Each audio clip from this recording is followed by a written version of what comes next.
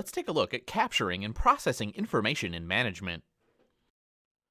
There are two basic methods of capturing information: manual and electronic. Manual capture of information is a slow, costly, labor-intensive, and often inaccurate process which entails recording and entering data by hand into a data storage device. To avoid the problems inherent with such a system, organizations are relying more on electronic capture. They use electronic storage devices such as barcodes, radio frequency identification known as RFID tags, and document scanners to capture and record data electronically.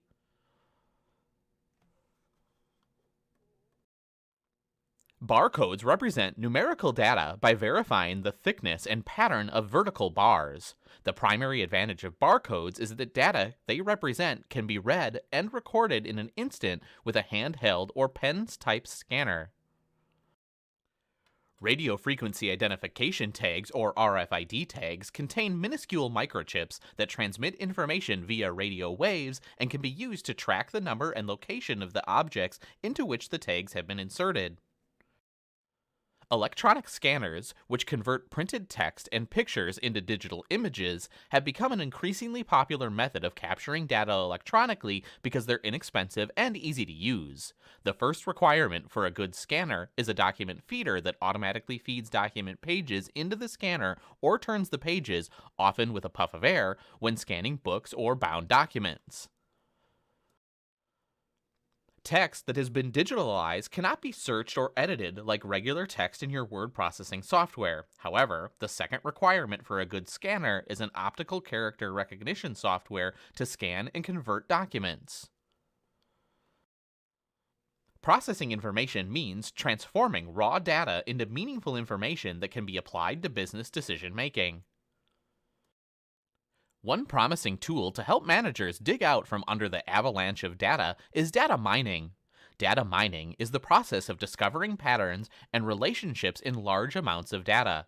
Data mining is carried out using complex algorithms such as neural networks, rule induction, and decision trees. If you don't know what those are, that's okay. With data mining, you don't have to. Most managers only need to know that data mining looks for patterns that are already in the data but are too complex for them to spot on their own.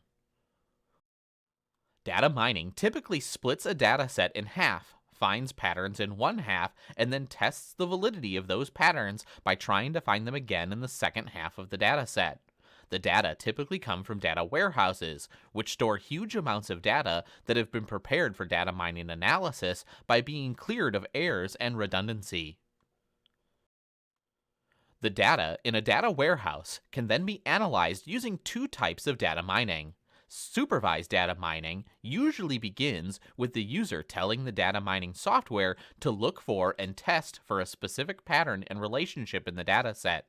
Typically, this is done through a series of what-if questions or statements. By contrast, with unsupervised data mining, the user simply tells the data mining software to uncover whatever patterns and relationships it can find in a data set.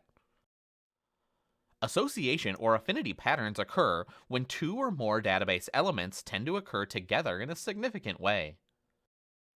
Sequence patterns appear when two or more database elements occur together in a significant pattern in which one of the elements precedes the other.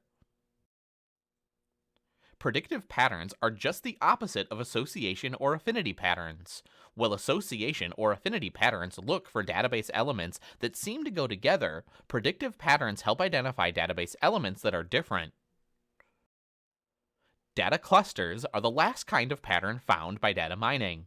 Data clusters occur when three or more database elements occur together, that is, in a cluster in a significant way. Traditionally, data mining has been very expensive and very complex. Today, however, data mining services and analysis are much more affordable and within the reach of most company budgets. And if it follows the path of most technologies, data mining will become even easier and cheaper to use in the future.